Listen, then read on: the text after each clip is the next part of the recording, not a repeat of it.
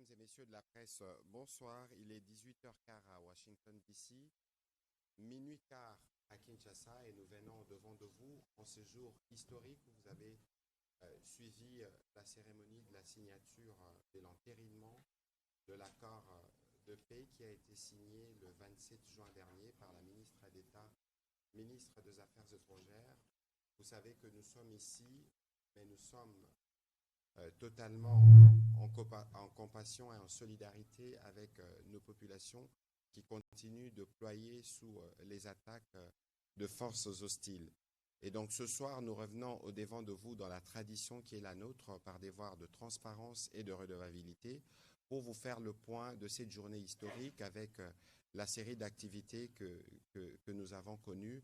La première, évidemment, c'était la rencontre d'abord bilatérale entre le président de la République démocratique du Congo et son homologue américain, qui s'en est suivi d'une trilatérale. La ministre d'État, ministre des Affaires étrangères, avait assisté le président de la République dans ces discussions. Elle ne pourra peut-être pas nous donner les détails de ces réunions, mais elle pourra nous dire plus ou moins le tableau général du package qui constitue les accords de Washington. Vous aviez suivi en avril dernier, il y avait la déclaration de principe, il y avait l'accord proprement dit qui a été signé, mais à côté de cet accord, il y a ce qu'on appelle le cadre d'intégration économique régionale, parce que souvenez-vous de ce que nous disions lundi, le principe de l'accord de Washington, c'est de traiter principalement deux sujets, la sécurité et les sujets économiques. C'est à ce titre que nous avons le privilège d'avoir le gouverneur de la Banque centrale, mais ce n'est pas sous cette qualité qu'il interviendra au cours de cet exercice de redevabilité. Il sera là comme principal négociateur dans les cas de travaux pour la création du cadre d'intégration économique régionale. Ensuite, il y avait une double dimension dans les séjours, dans la visite du président de la République ici à Washington. Il y avait une dimension diplomatique avec l'accord, mais il y avait aussi une dimension bilatérale.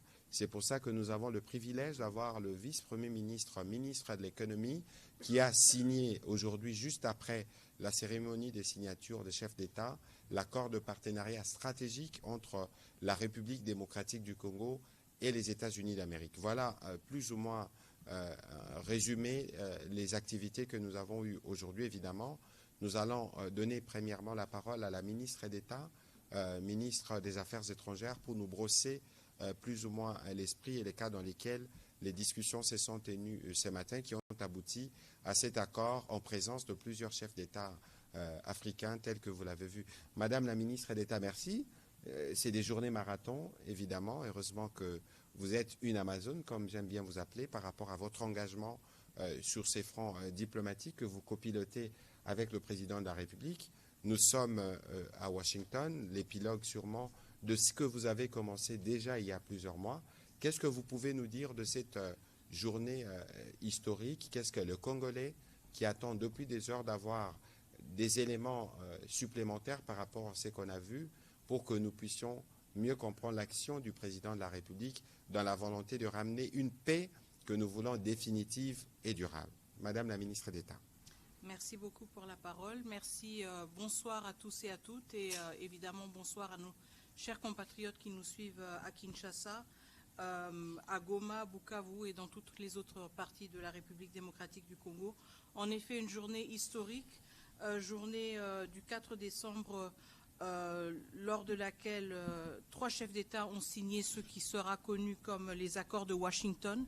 Ces accords qui, en fait, entérinent trois documents importants, à savoir la déclaration de principe qui avait initialement été signée le 25 avril, suivi de l'accord de paix qui a été signé entre la République démocratique du Congo et le Rwanda le 27 juin, et le cadre d'intégration économique régionale que nous avons signé aujourd'hui, 4 décembre. Donc, ces trois instruments constituent ce qui est connu maintenant comme les accords de Washington.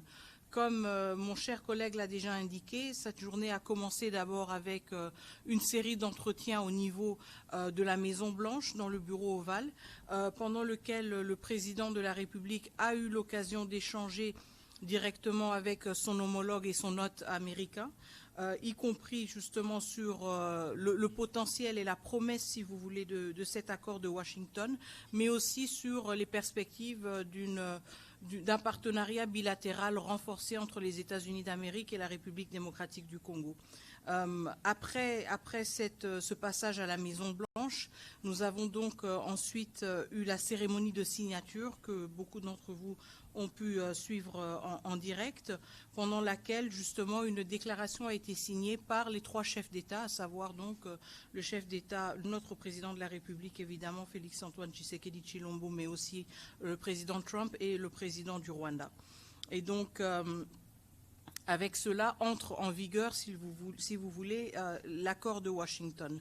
Je pense que ce qui est important à retenir aujourd'hui, c'est que cet accord englobe plusieurs instruments et reflète aussi une longue marche, si vous voulez, une longue séquence d'efforts diplomatiques qui n'ont pas commencé en avril, mais bien avant, à commencer par la résolution 2773 qui a été adoptée au niveau du Conseil de sécurité à l'unanimité et qui, si vous voulez, a jeté un peu la base sur toutes les perspectives vers une pacification durable de l'Est de la RDC, mais aussi de la région des Grands Lacs. Donc, nous savons qu'il y a beaucoup d'attentes par rapport à ces accords et comment ils vont prendre forme de manière concrète, évidemment.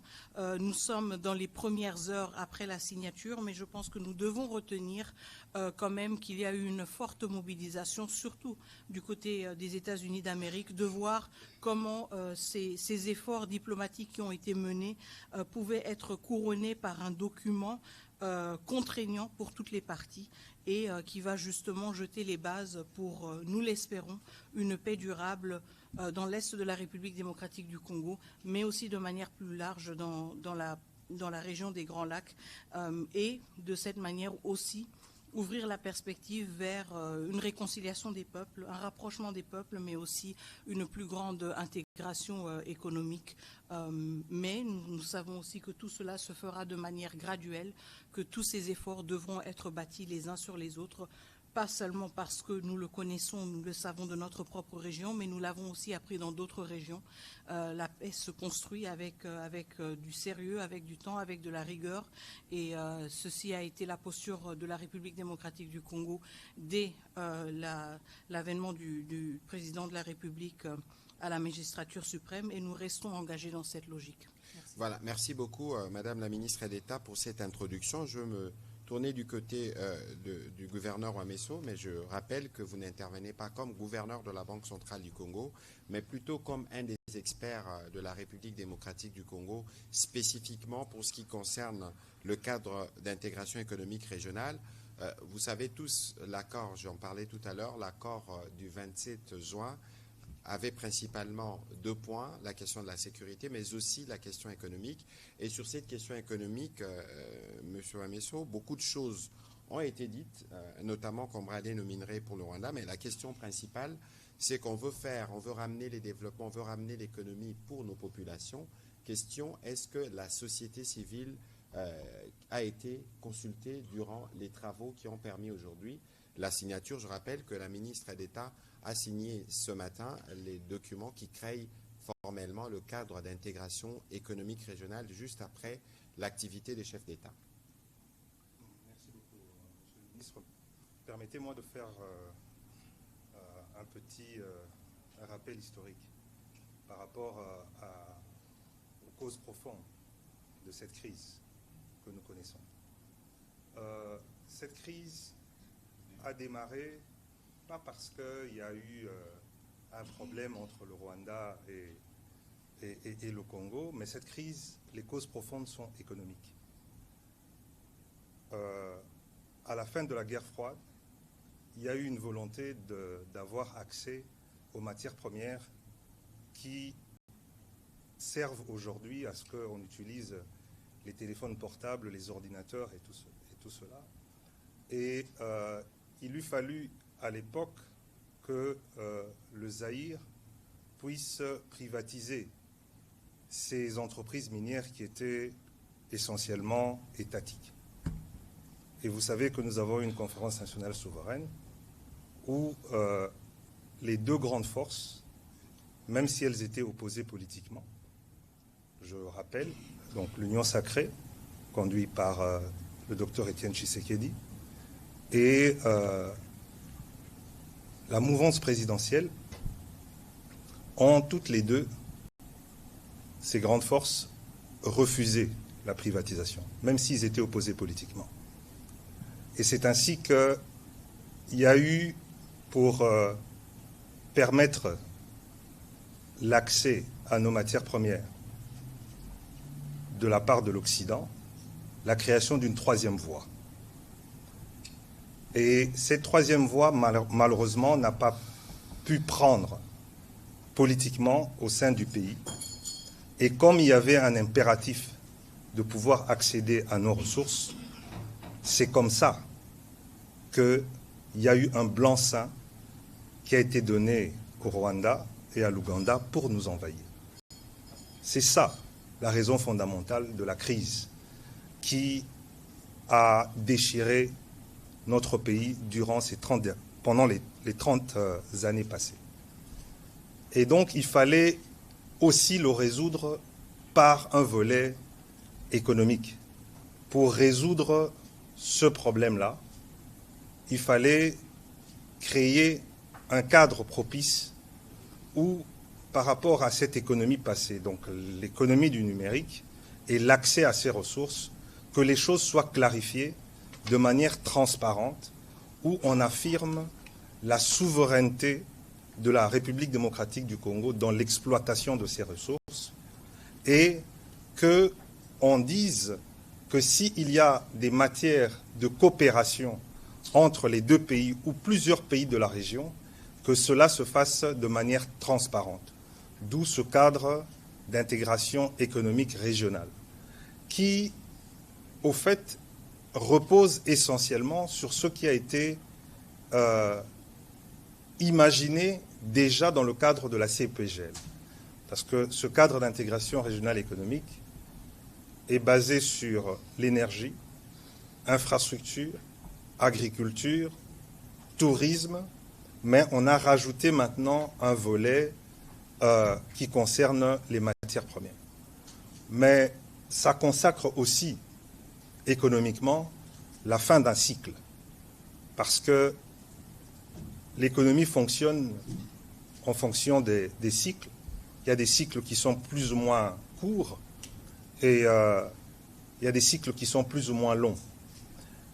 Et il y a la fin d'un cycle maintenant qui marque la fin d'une économie du numérique telle que nous l'avons connue hier.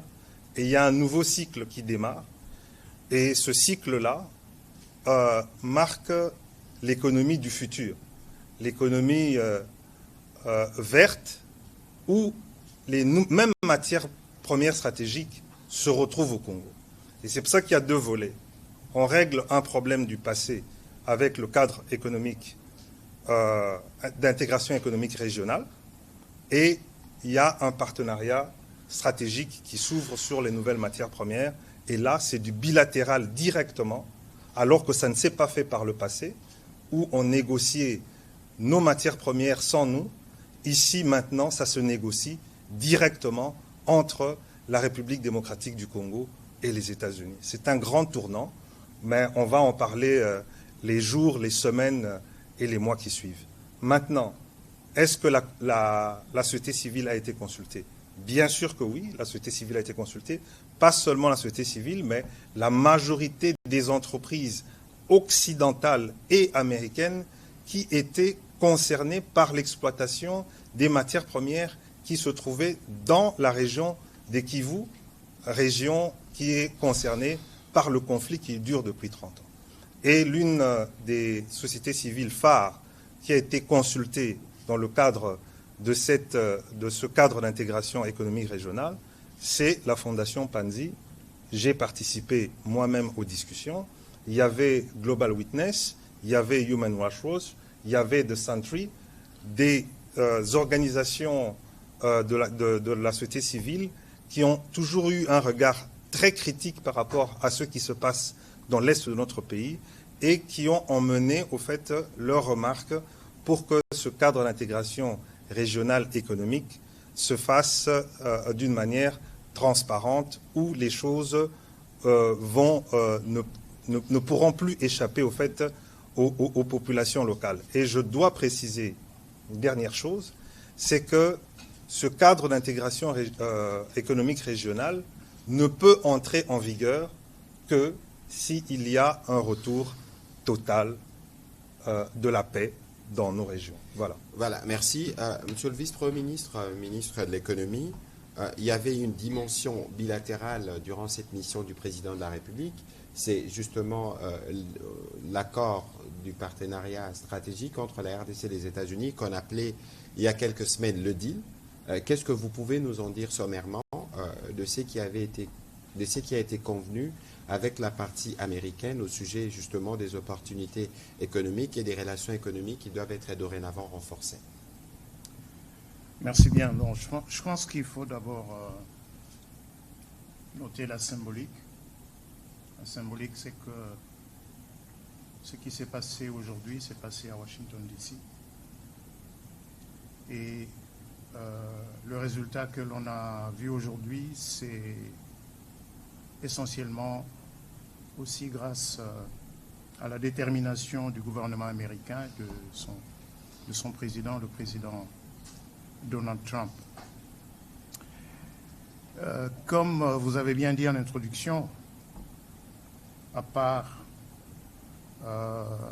ce cadre ou ces documents qui ont été signés entre la République démocratique du Congo et le Rwanda, il y a également eu, juste après cette cérémonie, dans une autre salle, peut-être loin de la plupart des caméras, une cérémonie de signature de 2 autres documents. Le plus important ici, c'est de noter que la relation entre le gouvernement américain et le gouvernement congolais a pris une autre dimension. Nous avons signé un accord de partenariat stratégique. Qui dit partenariat stratégique dit un niveau élevé de confiance politique entre les 2 gouvernements, avec des objectifs de long terme qui s'alignent tant du point de vue des relations économiques que du point de vue des questions de défense et de sécurité.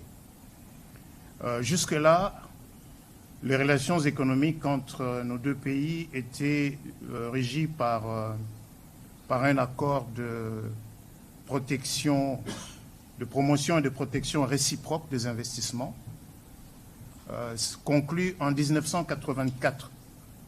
Donc on va donc dire qu'on est passé d'une catégorie à une autre, parce qu'on est aujourd'hui des partenaires stratégiques sur les questions économiques et de commerce, sur les questions de défense et de sécurité, sur des questions de sciences et de technologie, sur également des questions institutionnelles et de gouvernance.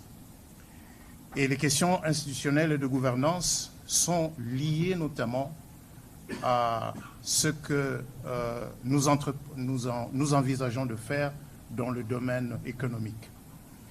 J'ai tout à l'heure dit qu'un partenariat stratégique était l'illustration d'un niveau élevé de confiance politique, c'est-à-dire 2 États qui regardent dans la même direction et qui regardent loin en essayant d'aligner leurs intérêts ou en étant convaincus que leurs intérêts de long terme sont liés d'une manière assez profonde.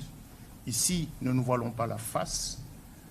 Le monde tel qu'il évolue, il va être déterminé, il se détermine déjà pour les États qui aspirent à devenir puissance mondiale ou qui veulent demeurer puissance mondiale, c'est dans l'accès aux métaux critiques.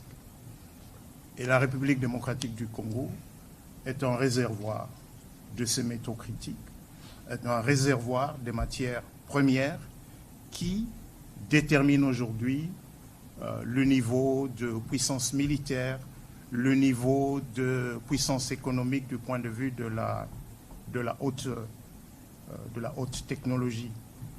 Donc, en même temps que la relation entre la République démocratique du Congo et le Rwanda est censée prendre une forme plus paisible, une forme de prospérité partagée, il est également important pour celui qui a été le parrain et qui voit un intérêt à sécuriser son accès aux métaux critiques, aux minéraux critiques qui sont disponibles en République démocratique du Congo. C'est donc ce cadre que nous avons conclu aujourd'hui en signant un accord de partenariat stratégique qui, dans son ensemble, dans sa structure, s'est apaisanti sur le volet commercial et économique. Il s'est également apaisanti sur le volet institutionnel et de gouvernance. Pourquoi sur le volet institutionnel et de gouvernance? Parce que ces conflits sont aussi, ce conflit récurrent dans la région des Grands Lacs s'explique fondamentalement par l'accès via des moyens illicites aux minéraux, surtout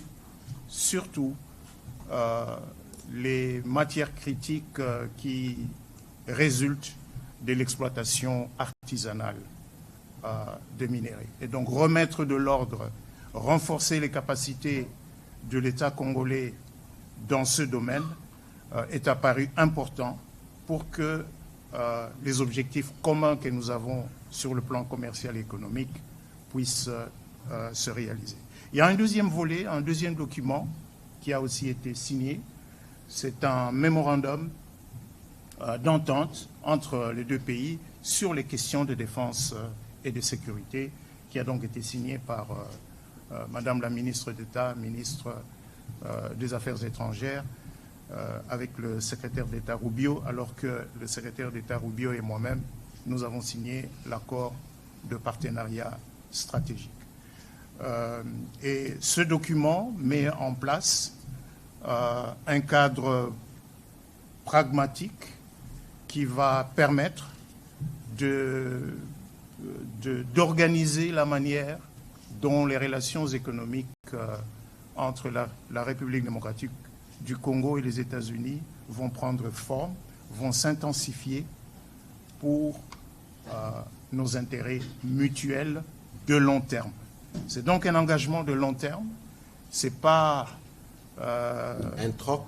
C'est pas un troc. C'est, je répète, deux États qui conviennent, qui ont des intérêts de long terme. Nos intérêts de long terme, c'est le développement économique, dans la paix, dans la sécurité. Les intérêts de long terme des États-Unis, c'est un accès aux ressources minérales qui sont disponibles dans notre pays, un accès qui ne prenne pas les formes actuelles de groupes armés qui pullulent effectivement et exactement dans les régions où sont disponibles les terres rares et les autres métaux critiques. Voilà, merci beaucoup, Monsieur le Vice-Premier ministre. On va prendre des questions, évidemment. On pourra répondre à quelques questions en anglais pour les journalistes qui peuvent poser des questions dans cette langue. Je souhaiterais que nous puissions être courts et précis dans nos différentes questions parce que nous avons encore malheureusement un agenda particulièrement chargé dans les cas de travaux qui se font ici. Je vais commencer par Willy Kalengai, s'il vous plaît. Par ici, s'il vous plaît.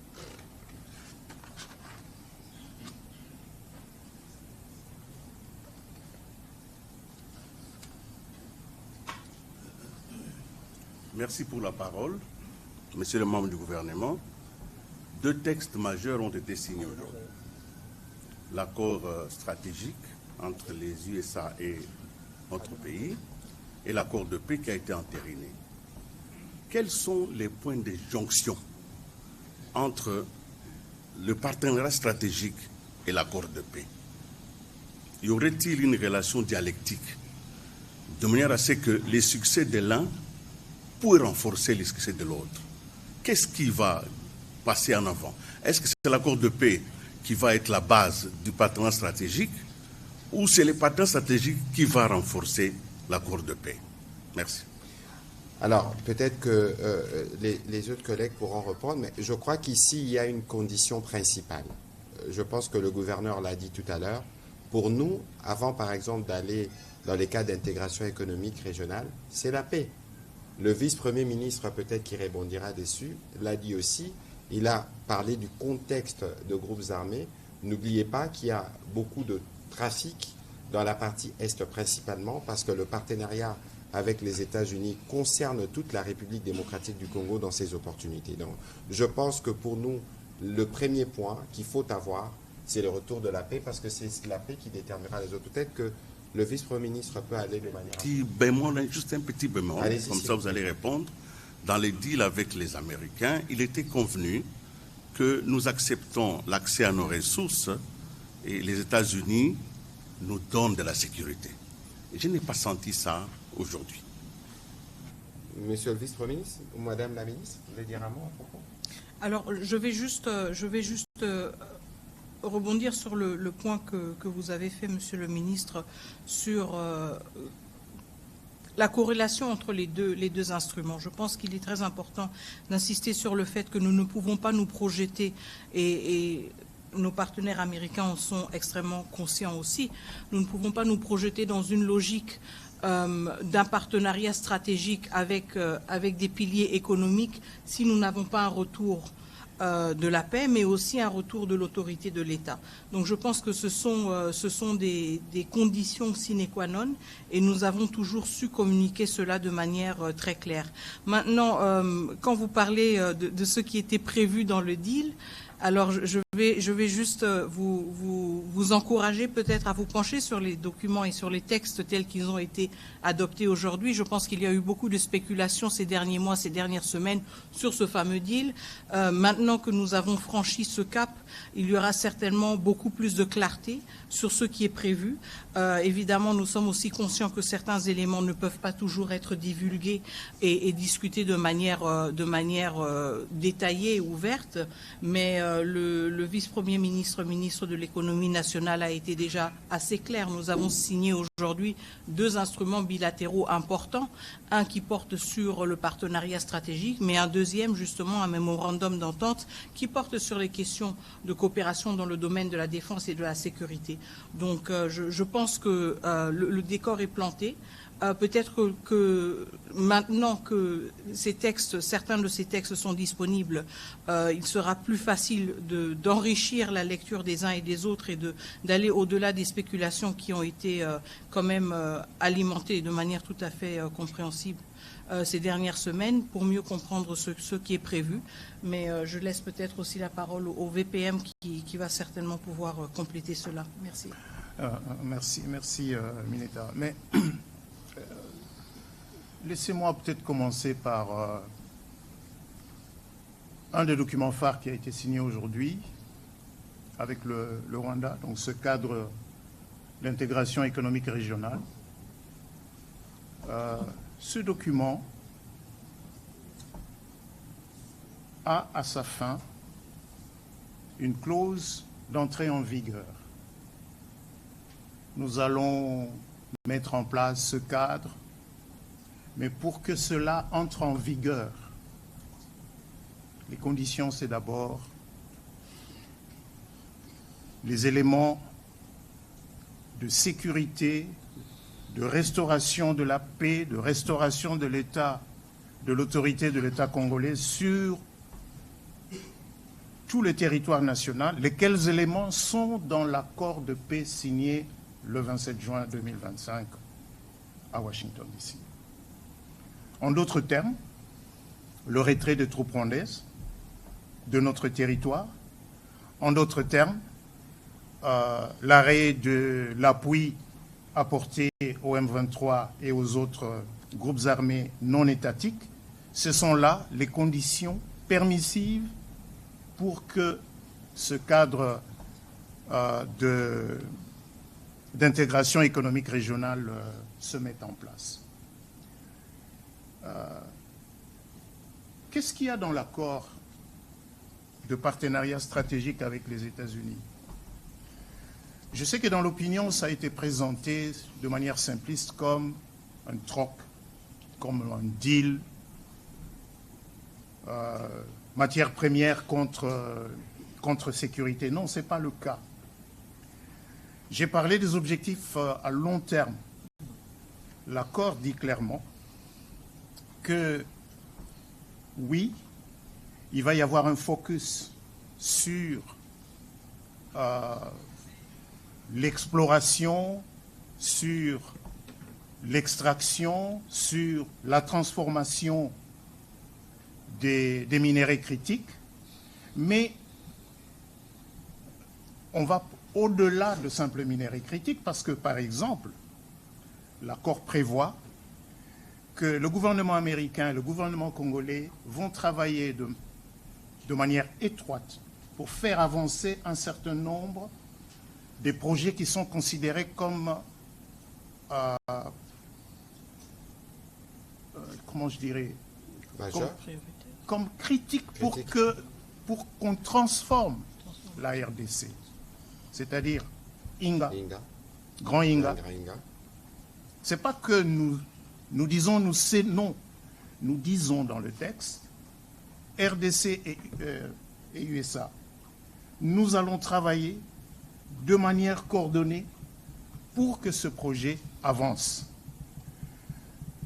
L'accord insiste aussi sur le corridor de Lobito.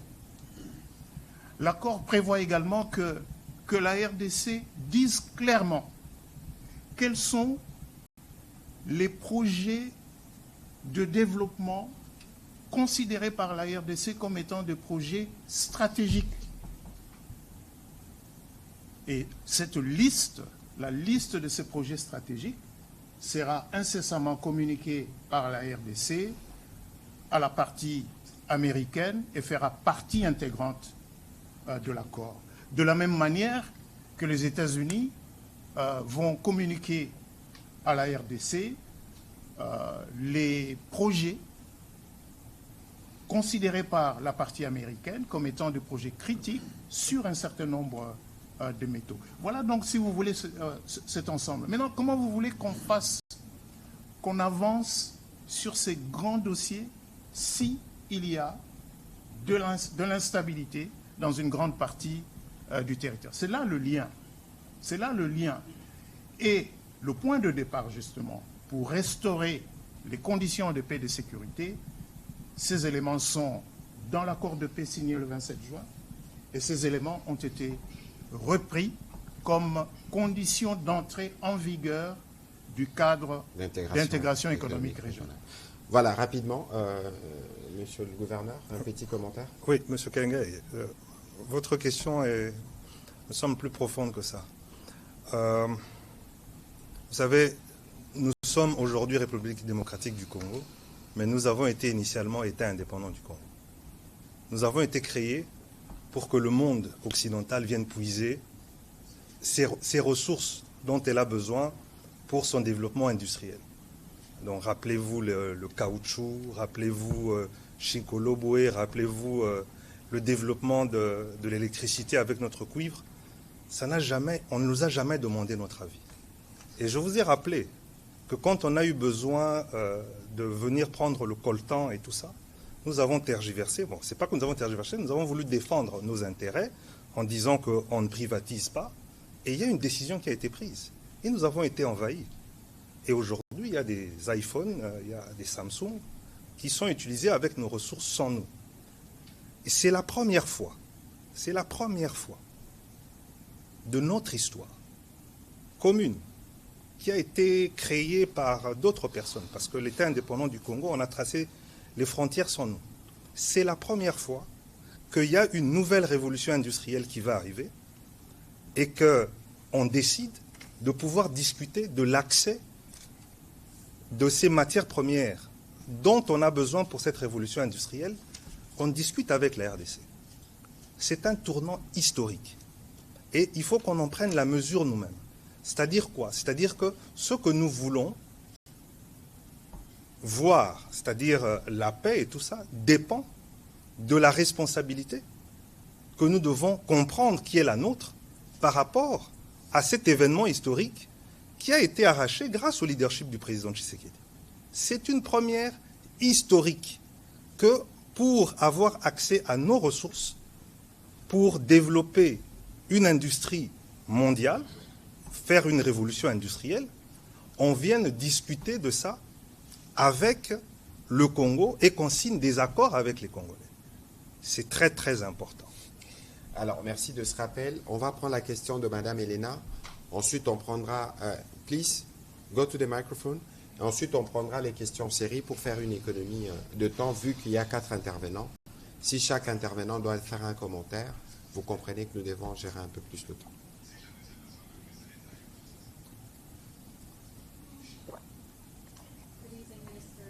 Thank you so much for doing this.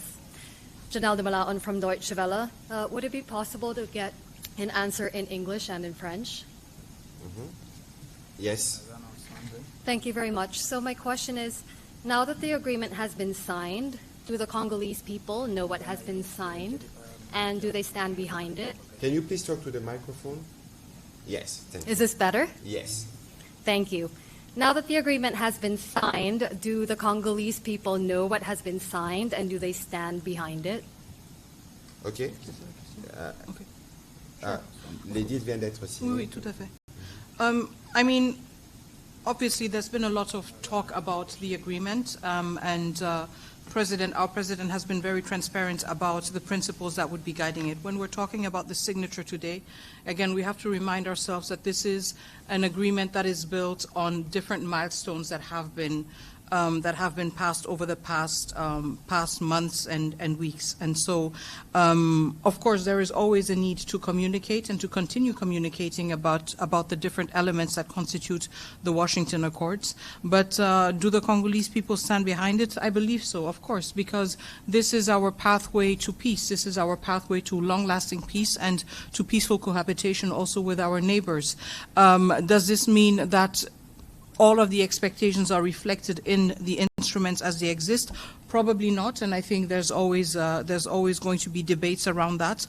But at the same time, I think it's important to emphasize the fact that this is an instrument, or this is an agreement that is bringing us closer to peace, but also bringing us closer to peace by bringing us closer to accountability.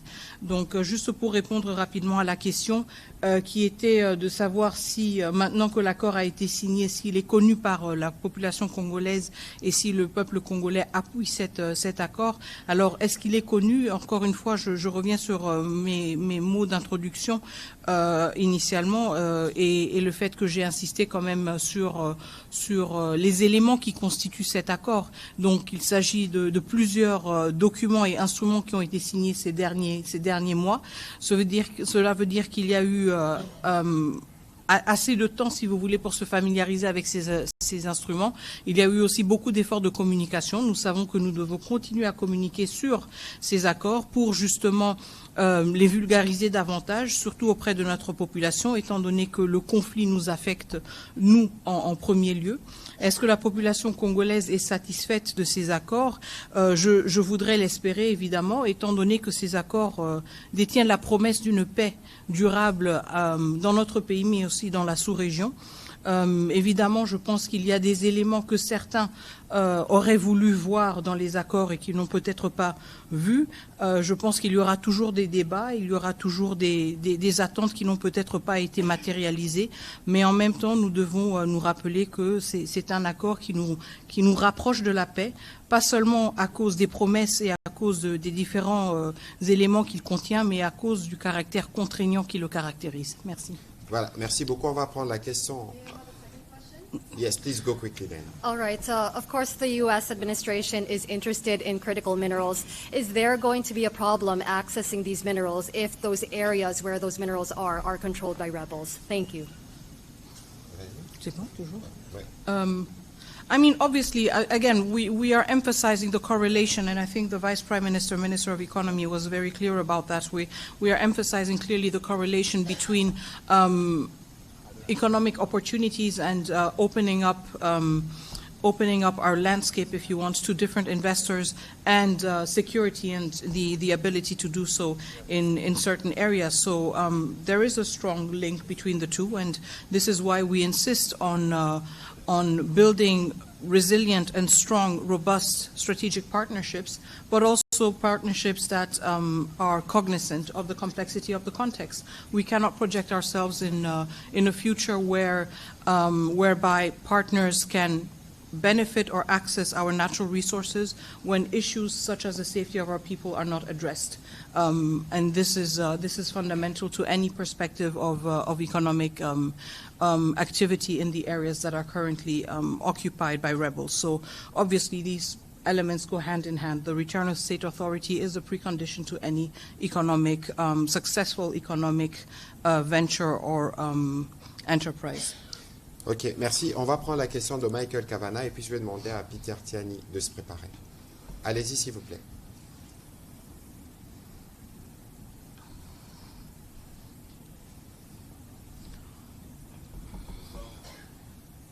Ça marche? Oui? Ok, super. Trois petites questions. Les rebelles M23, est-ce qu'ils approchent la ville du Vera et que disent le président Kagame et Trump à ce sujet, que le combat continue? Deuxièmement, le partenariat stratégique mentionne une liste de projets stratégiques désignés, n'est-ce pas? Quels sont ces projets? Et le partenariat aussi mentionne une réserve stratégique de minéraux et comment est-ce que ça va fonctionner? Merci. Voilà, sur la question du partenariat, le vice-premier ministre Moukoko pourra y répondre. Quand je commençais ces briefings, j'ai commencé par dire justement que nous le faisons, nous sommes totalement en solidarité avec nos populations qui pourraient être sous de bombes.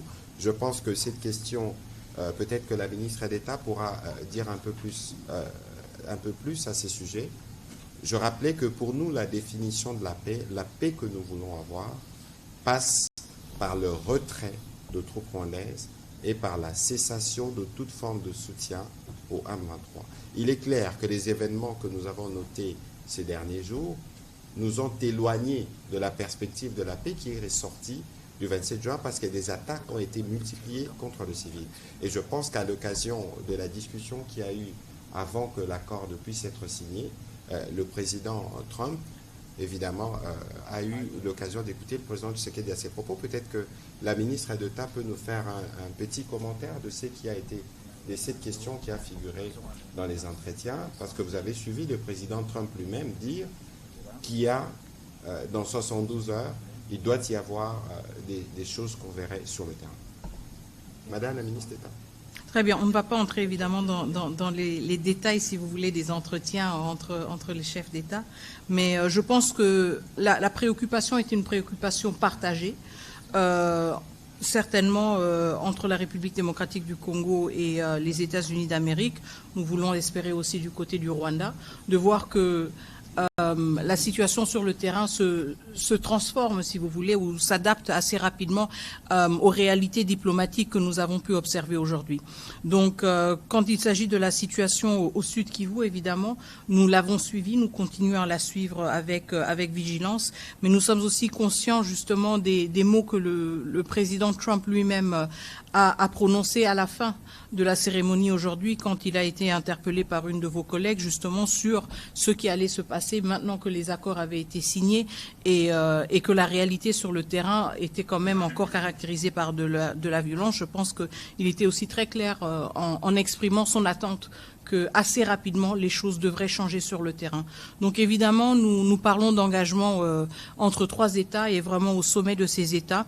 Et des engagements fermes, je pense une détermination ferme aussi à voir comment les choses peuvent rapidement changer et nous le suivons avec intérêt. Nous savons que du côté de la République démocratique du Congo, nous n'allons ménager aucun effort pour que les choses se transforment ou changent assez rapidement sur le terrain. C'est quelque chose à suivre et je pense que nous devons retenir que tout le long de ce processus, nous sommes maintenant arrivés à un point où il s'agit de chefs d'État qui prennent la parole, plus de ministres, chefs d'État qui engagent, et je pense que nous avons une attente tout à fait légitime qu'à ce niveau de décision, il y ait des changements rapides au niveau du terrain. Voilà, Monsieur le Vice-Premier ministre, je rappelle que l'accord de partenariat stratégique est déjà public, donc les gens peuvent le consulter. Vous parliez tout à l'heure de Lobito, vous parliez de Inga. Il y a une question spécifique qui est revenue sur, il y a une liste de projets qui est annexée. Je pense que vous y avez déjà plus ou moins répondu. Oui, effectivement. Il faut noter que l'accord de partenariat stratégique a mis en place un dispositif qui va vraiment donner de la cadence à cette relation. D'abord, il prévoit qu'un comité de pilotage conjoint va être est créé. Il est créé dans l'accord. Sa composition est définie dans l'accord de deux côtés, avec deux coprésidents. Du côté américain, le département d'État, et du côté congolais, ça va être le ministre le plus précédent entre les 4 ministres qui ont donc été identifiés, dans l'accord. Et sur la question des projets stratégiques du point de vue de la RDC, laissez-moi dire que Inga et Lobito ressortent comme des pans à part, à cause justement de l'importance stratégique de ces deux initiatives. Mais l'accord prévoit que la RDC communiquera via le comité de pilotage conjoint la liste de projets stratégiques. Quand on parle de projets stratégiques ici, il ne s'agit pas nécessairement de projets dans le secteur minier. Ça va toucher aux routes, ça peut toucher aux ports, ça peut toucher aux chemins de fer. Il va revenir au gouvernement de la RDC d'identifier ces projets stratégiques et de les communiquer. De la même manière, l'accord prévoit également que le gouvernement américain ait accès à des réserves minières stratégiques et il revient à nous, RDC, de communiquer les concessions qui sont libres. Les concessions qui sont libres, et la liste de ces concessions sera communiquée toujours via le comité de pilotage conjoint. Et l'accord a bien défini quand est-ce que ce comité se met en place, avec quelle cadence il va travailler, de manière à ce que l'accord ne soit pas lettre morte, mais qu'il vive dans le long terme, parce qu'il n'a pas été conclu uniquement pour régler un problème de court terme. Il a vraiment été conclu pour bâtir une relation de long terme entre les deux pays. Voilà, merci. On va prendre les questions de M. Peter Tiani, et puis on prendra 3 ou 4 pour terminer, parce que nous avons d'autres engagements. Vous allez prendre votre question, mais s'il vous plaît, nous irons par une question. Ce serait une étape comme ça, on en prendra les maximums. Allez-y, s'il vous plaît. Merci, Monsieur le Ministre. Peter Tiani, pour le compte de Perfect Télévision. Je vous félicite d'abord, vous remercier pour l'exercice de redevabilité, pardon. Pour l'exercice de redevabilité.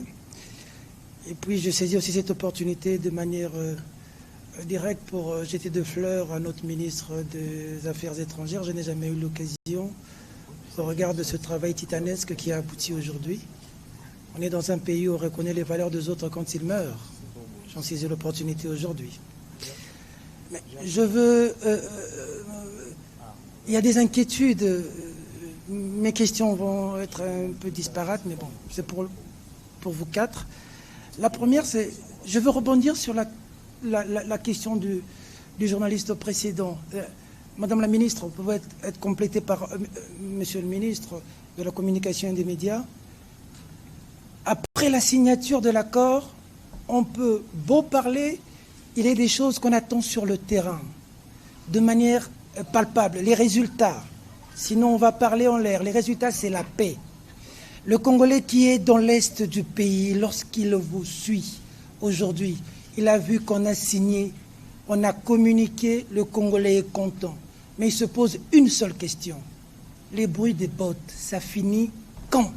De manière claire, pas de langue de tabou, pas de philosophie. On a signé.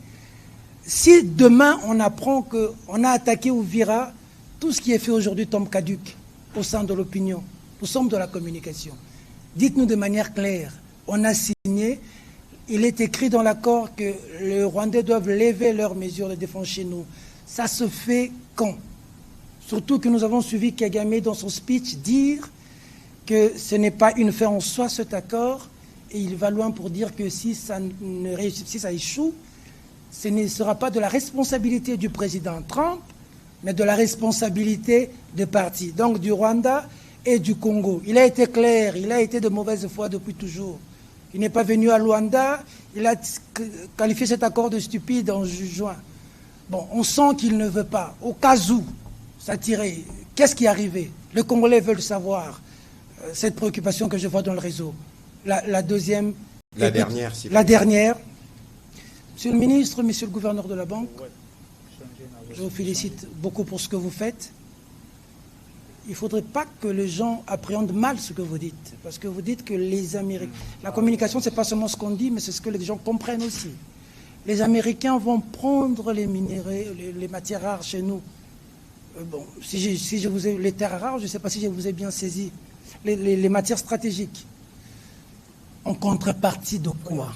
Le gouverneur venait de dire tout à l'heure que lorsqu'il voulait prendre du coltan, lorsqu'il voulait prendre du caoutchouc, il coupait les Congolais qui se présentaient avec des moignons. Aujourd'hui, quand il décide de venir à Inga, Inga, ce n'est pas dans l'Est, là, c'est ici, ça va. En contrepartie, il y a quoi?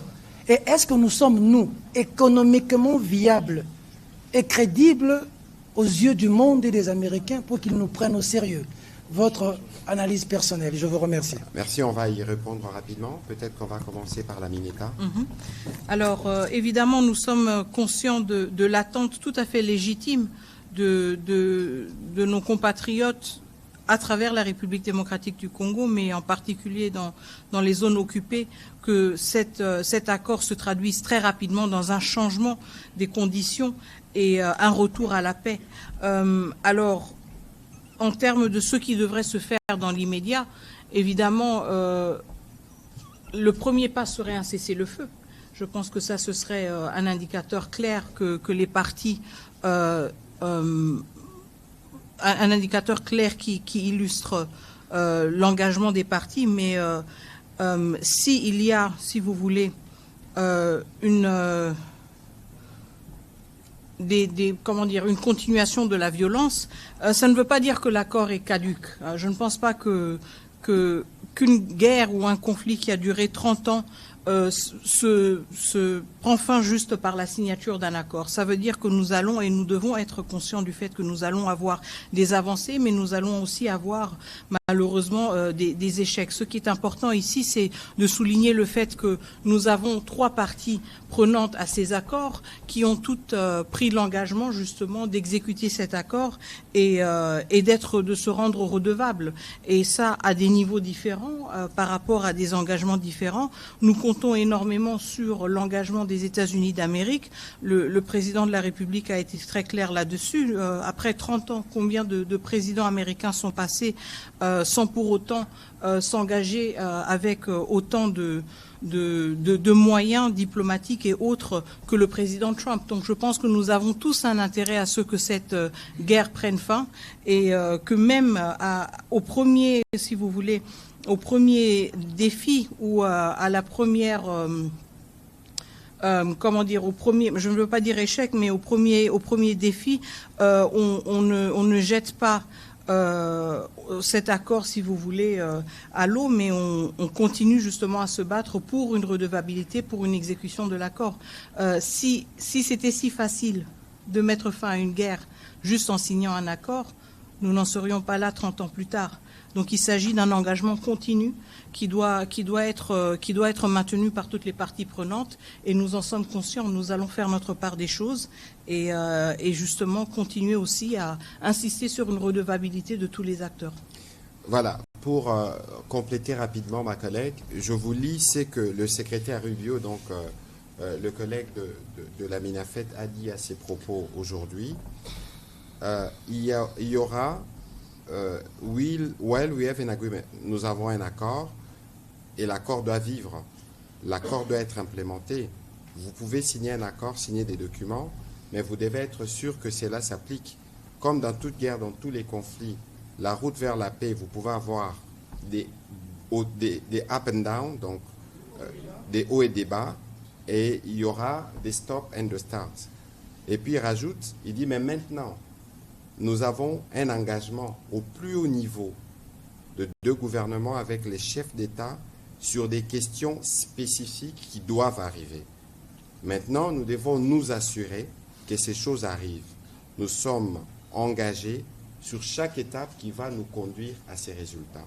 Ça veut dire que nous connaissons, ne nous voilons pas la face. Nous connaissons l'attitude belliqueuse du président rwandais. Je pense aujourd'hui, ça ne sert à rien de le répéter, même le médiateur américain est au courant.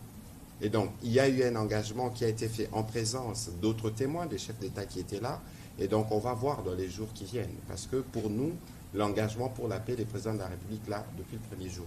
Monsieur le vice-premier ministre, sur les aspects sur lesquels vous devez réagir, et les gouverneurs très rapidement.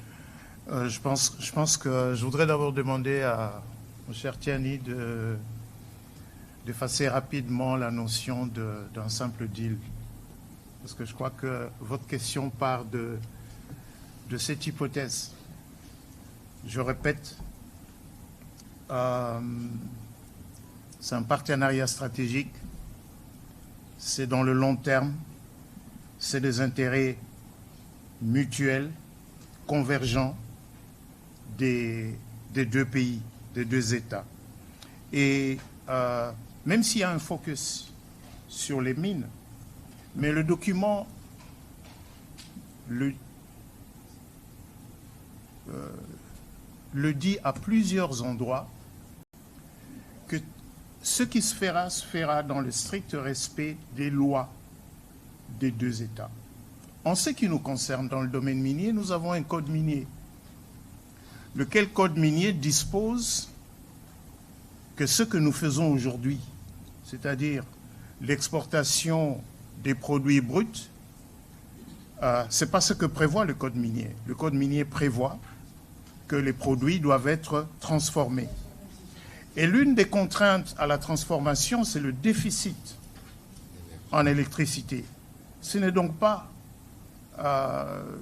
étonnant que Grand Inga ressorte dans ce document comme étant, et d'ailleurs, quand vous lirez le document, vous verrez que Grand Inga vient comme étant la toute première grande initiative pour la RDC, mais également pour la région, parce que Grand Inga, ce n'est pas seulement pour la RDC, Grand Inga, c'est aussi pour une bonne partie de l'Afrique.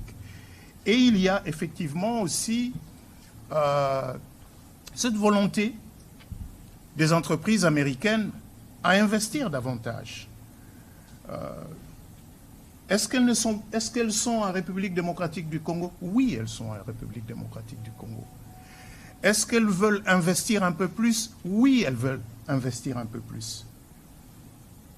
Juste après la cérémonie de signature, j'ai personnellement pris part à la Chambre de commerce des États-Unis aujourd'hui, cet après-midi, avec le ministre rwandais des Affaires étrangères et le sous-secrétaire d'État américain, à une discussion organisée avec les grandes entreprises américaines qui vont d'ailleurs organiser au mois d'avril de l'année prochaine un forum sur l'investissement responsable.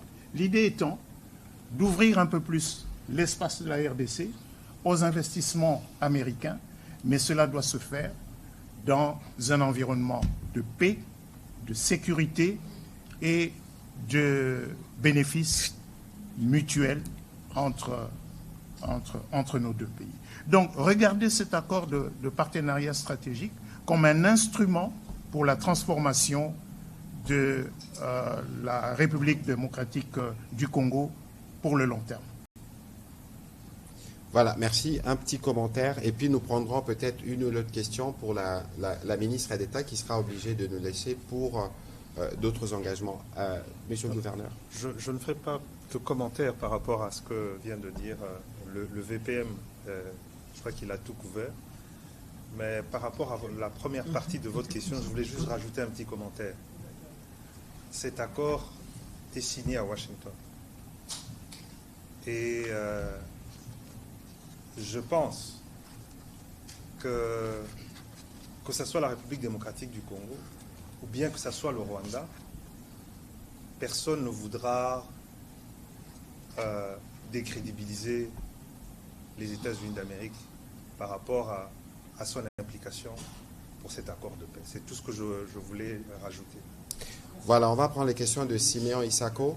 On va y arriver, s'il vous plaît. S'il vous plaît, s'il vous plaît. On va s'assurer que les questions qui sont posées, si c'est celles qui sont destinées à la ministre d'État, elle peut y répondre parce qu'elle doit aller à d'autres engagements. Monsieur Christian de Sakono, vous avez une question pour la ministre d'État? Allez-y, s'il vous plaît. Comme ça, on sera en mesure de les prendre. Ma question à la Mineta, comment expliquez-vous cette attitude de méfiance du président Félix Tshisekedi pendant les déroulés de cet événement alors que c'était un moment d'échelon? Très bien, merci beaucoup. Alors, vous adressez votre question à la ministre des Affaires étrangères. Je suis chargée de la diplomatie, pas de la lecture du body language. Donc, je ne vais pas m'étaler sur des spéculations. Je pense que ce que nous devons retenir aujourd'hui, ce sont les actes concrets qui ont été posés, à savoir la signature de l'accord. Je ne vais pas m'étaler sur une spéculation sur le body language qui peut être interprété d'une manière ou d'une autre. Donc, je pense que nous devons nous concentrer sur l'essentiel de la journée. Et c'est justement la signature de cet accord, y compris aussi la signature des accords bilatéraux et ce que cela représente pour notre pays. Merci. Voilà, Monsieur Lusakweno, et puis on prendra la question de Monsieur Noré de ce côté. Venez déjà avancer, s'il vous plaît. Bonjour à tous, bonsoir. Après avoir vécu depuis 30 ans cette guerre, en 1998 j'étais à Lusaka, et tout ce qui s'en est suivi, alors je vous parle du dialogue intercongolais, de Sun City, du dialogue global et inclusif de Pretoria, entre Congolais où l'implication du Rwanda était notable, du style des conseils que Paul Kagame a récemment donné à ceux qu'il soutient, du M23, s'il était eux. Deux questions pour vous, Madame la Ministre. Que va-t-il advenir de cet accord si le M23 pas concerné ne bouge pas? Deuxième question.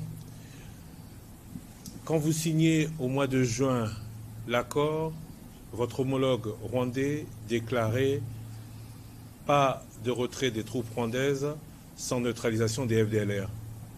Aujourd'hui, puisque, comme vous le dites, le dialogue est à un niveau supérieur, qu'est-ce qui permet ou qu'est-ce qui s'est passé pour que le président Trump dise, sans avoir peur d'être trompé ou trahi par les faits, que dans les quelques jours, dans les prochains jours, la situation va changer, les troupes rwandaises vont se retirer. Merci.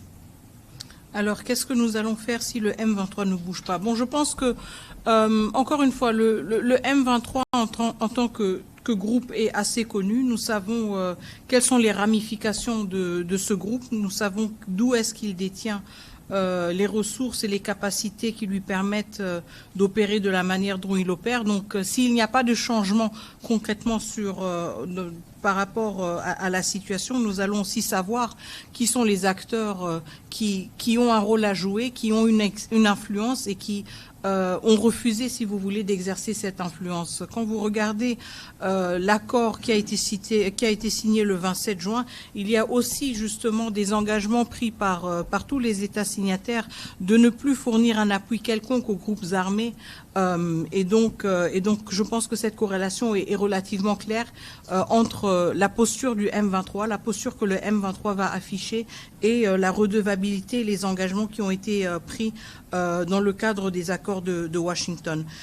Qu'est-ce qui donne au président Trump l'assurance que les choses vont changer sur le terrain dans les prochaines 72 heures? Écoutez, je ne fais pas partie de l'équipe du président Trump, je ne fais pas partie de ceux qui lui indiquent quels sont les leviers qu'il pourra activer, mais encore une fois, je pense que le fait que nous ayons franchi ce cap très important avec la signature au niveau de chef d'État ces engagements, des engagements qui prévoient justement très clairement une concomitance entre le retrait des troupes rwandaises et la neutralisation des FDLR. Je pense que ceci nous donne un cadre assez clair qui clarifie justement ou qui explique, qui illustre les responsabilités des uns et des autres. Et il en revient au président Trump et à son équipe de savoir quels sont les leviers potentiels ou existants qu'ils veulent activer pour accélérer les choses ou pour rendre leur rôle de facilitateur peut-être plus percutant. Je ne vais pas m'étaler sur une spéculation là-dessus, mais je pense que quand un chef d'État se prononce de la sorte, il a certainement des éléments en sa possession qui le rassurent sur la faisabilité de certaines choses. Voilà, dernière question pour la Mineta. Monsieur Ashka, allez-y, s'il vous plaît. Oui, merci beaucoup. Je suis Monsieur Honoré Kabongo. Ma petite question, elle ne cadre pas, elle ne fait pas partie du débat d'aujourd'hui. C'est au sujet de la réouverture de l'aéroport de Goma. Il y a des questions qui ont été posées là-dessus. La France n'en parle pas, la RDC non plus. Est-ce que nous avons abandonné les dossiers ou il y a quelque chose d'autre qui se prépare? Pour d'autres questions, je crois, les collègues ont déjà posé la question. Merci beaucoup. Merci. Alors, par rapport à l'aéroport de Goma, non, nous n'avons pas du tout abandonné le dossier. Je veux réitérer le fait que la réouverture de l'aéroport de Goma, conditionnelle pour justement faciliter l'accès humanitaire, a été énoncée comme une priorité par le président de la République démocratique du Congo. Pourquoi? Parce que nous sommes conscients du fait qu'une large partie de notre population dans ces zones occupées a besoin de cette assistance humanitaire. Nous savons aussi que les ressources et les financements pour l'assistance humanitaire sont de plus en plus réduits. Et donc, il y a un souci aussi d'efficacité, si vous voulez, quand il s'agit de l'utilisation de ces ressources dont nous disposons. Donc, nous ne pouvons pas nous permettre le luxe, si vous voulez, d'abandonner la question de l'aéroport de Goma. Il en va de la vie de milliers, de millions de nos concitoyens, de nos compatriotes. Donc, cela reste une priorité pour le gouvernement de la République démocratique du Congo. Nous avons affiché très clairement notre disponibilité, justement, à réfléchir sur comment rendre cela concret. Et nous restons sur cette position. Nous restons aussi engagés dans des conversations avec les différents acteurs humanitaires pour voir comment cela peut se matérialiser dans les plus brefs délais. Nous insistons aussi sur le fait que l'assistance humanitaire ne devrait jamais être utilisée à des fins politiques, ne devrait jamais être instrumentalisée. Et c'est la raison pour laquelle nous allons aussi, ou nous continuons aussi à mettre les uns et les autres devant leurs responsabilités morales, mais aussi humanitaires vis-à-vis du comportement qu'ils affichent par rapport à cette question de la réouverture de l'aéroport de Goma. La position du gouvernement est claire et nous espérons que l'humanisme va quand même se manifester aussi de l'autre côté et que nous allons arrêter de jouer avec la vie de milliers de personnes à des fins politiques ou stratégiques. Merci. Voilà. Merci beaucoup, Madame la ministre d'État, pour merci beaucoup, Madame la ministre d'État, pour votre participation à cet exercice. Je sais que vous avez d'autres interviews encore qui vous attendent. Nous aurons l'occasion de nous retrouver. On va conclure avec les collègues qui sont ici. Prochaine question, on va donner à M. Israël Mutombo, qui sera suivi de M. Kalanji.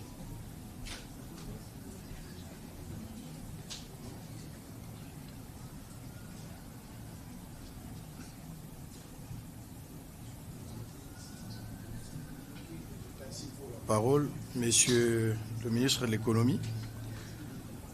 Nous avons appris que le gouvernement avait, en date du 7 novembre 2025, paraphé un accord de coopération économique dans le cadre de la... Vous pouvez parler au micro, s'il vous plaît. Voilà. Bon, je vais aller directement à des questions. Monsieur le ministre, hormis les zones d'intérêt commun, telles que le lac Kivu, avec le gaz et autres activités y afférentes, qu'est-ce que la République démocratique du Congo peut attendre de l'exploitation conjointe des ressources rwandaises? La deuxième... Vous dites de l'exploitation conjointe de... Je disais, hormis les zones d'intérêt commun, telles que le lac Kivu, avec le gaz et autres activités y afférentes, qu'est-ce que la République démocratique du Congo peut attendre de l'exploitation conjointe de ressources rwandaises? Deuxième, avec le développement du corridor de Lobito, quel rôle pourra jouer le Rwanda dans la chaîne de valeur de matières premières congolaises dès lors que le produit ne passeront pas par l'océan Indien, mais plutôt par l'Atlantique et sans l'intervention de ces pays? Pour terminer, cet accord économique qui nous lie est signé pour combien de temps et les dividendes prévisionnels les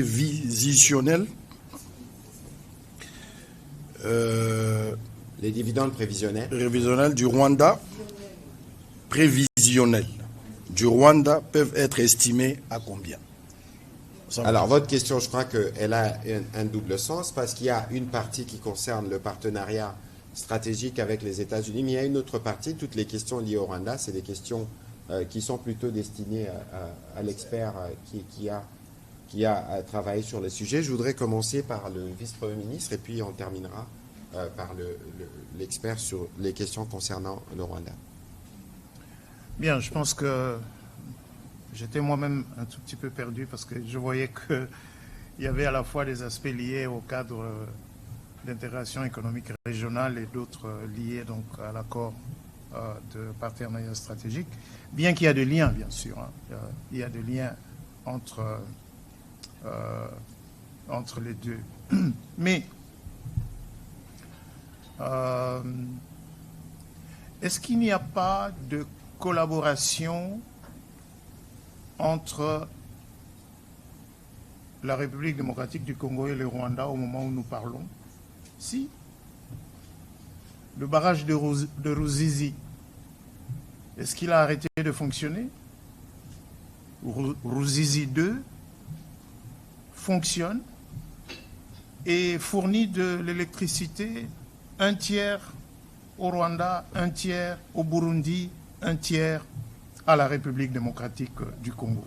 Au moment où nous parlons, il y a un projet de Ruzizi 3, 206 mégas, c'est-à-dire, c'est quoi 206 mégas, ça va faire à peu près 5 fois à peu près la capacité de Ruzizi 2.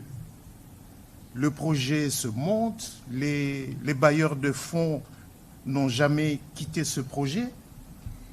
Ce qui manque pour que Ruzizi 3 se construise, c'est la paix et la sécurité. Pour donner un peu plus d'électricité. Même dans les années les plus sombres, 98-2003, ces investissements-là, ces infrastructures-là, ont continué à fonctionner. Et je pense que le gouverneur Wameso a touché un mot là-dessus lorsqu'il est intervenu.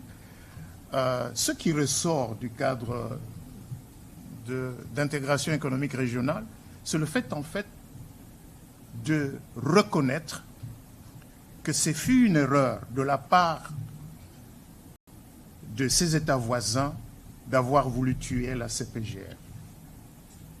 Parce que ce qu'on essaye de recréer aujourd'hui, c'est ce que la CPGL avait voulu mettre en œuvre pour une prospérité partagée dans la région des Grands Lacs. Quels sont les secteurs qui ressortent dans ce document? Le premier secteur qui est cité, c'est l'énergie. C'est l'énergie. Ces matières premières qui sortent aujourd'hui par des réseaux clandestins, elles ont besoin d'être transformées dans la région. Pour qu'elles soient transformées dans la région, il faut un peu plus d'électricité dans la région. En fait, le seul élément nouveau qui apparaît dans le document signé par notre collègue des Affaires étrangères ce matin, c'est les ressources minières. Mais sinon, tout le reste, ce sont des éléments que l'on trouve dans tous les documents de la CPGL, dans tous les projets de la CPGL. Et au moment où nous parlons, Sinelac, qui est une entreprise conjointe pour la gestion de barrages de Ruzizi, Sinelac n'a jamais fermé boutique. Sinelac continue à fonctionner. Quelle autre illustration vous voulez encore pour démontrer que c'est des destins communs. Mais ces destins communs, il faut les construire dans la paix et la sécurité.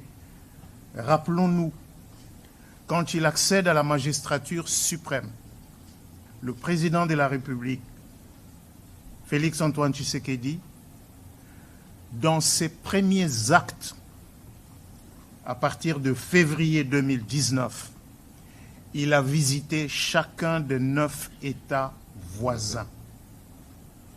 Ce sont les premiers actes qu'il a posés en tant que président de la République. Visiter chacun des 9 États voisins, justement pour lancer cet appel à la coexistence pacifique, à la prospérité partagée à partir de nos ressources. Donc, l'Obito est une initiative importante, aujourd'hui qui fait courir, il faut le reconnaître, qui fait courir le monde entier. Ce n'est pas que les États-Unis, c'est également l'Union européenne, c'est les autres institutions financières multilatérales qui veulent bien voir se mettre en place, de notre point de vue, pas seulement un simple corridor de transport, mais un vrai corridor de développement. Parce que ce que nous ne voulons pas, c'est de faire, de favoriser par ce chemin de fer l'exportation de nos matières premières brutes, mais à l'aide des investissements dans le secteur de l'énergie, dans le secteur du transport, dans le secteur de plateformes logistiques, justement de favoriser l'éclosion des espaces de production et de valorisation de nos ressources minérales. Monsieur le gouverneur, je me tourne de votre côté parce que sur cette question, il y a eu beaucoup de spéculations, disant que nous voulons donner l'accès à nos ressources aux Rwandais pour qu'ils arrêtent de faire de nous agresser. Certains disaient qu'on a fait le bradage. Certains disaient que dans ce qui se prépare dans le cadre d'intégration économique régionale, la République démocratique du Congo est perdante. Est-ce que vous pouvez, à travers cette question, rassurer nos compatriotes qu'aucun intérêt de la République n'a été bradé? Bon, je crois que c'est toujours ça la spéculation quand on parle de la RDC. Mais le cadre économique, le cadre d'intégration économique régionale va être public, tout le monde pourra le lire. En fait, l'objectif, il faut toujours aller dans l'objectif profond.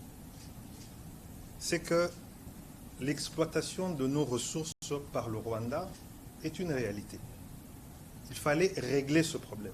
Le premier problème... De manière illicite, il faut préciser. Bien sûr. Par les réseaux de proxy bien sûr, et les trafiquants. Le pillage par la guerre, je l'ai expliqué ici, c'est que cette guerre, la raison fondamentale de la guerre, c'était piller nos ressources pour fournir, au fait, l'industrie du numérique, pour faire court. Alors, le cadre d'intégration économique régionale affirme d'abord une chose, la souveraineté de la RDC sur ses ressources. Pourquoi?